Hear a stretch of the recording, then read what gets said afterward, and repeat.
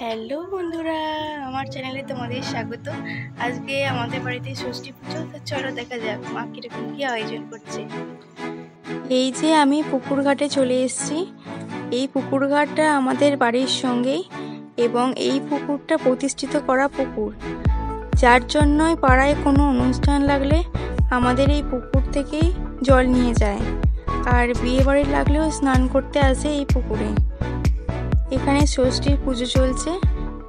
এই ষষ্ঠীর ঠাকুরটাও আমাদের বাড়ি থেকেই নিয়ে আসে, আর আমাদের দুর্গা ঠাকুর দুমেটে হয়ে গেছে।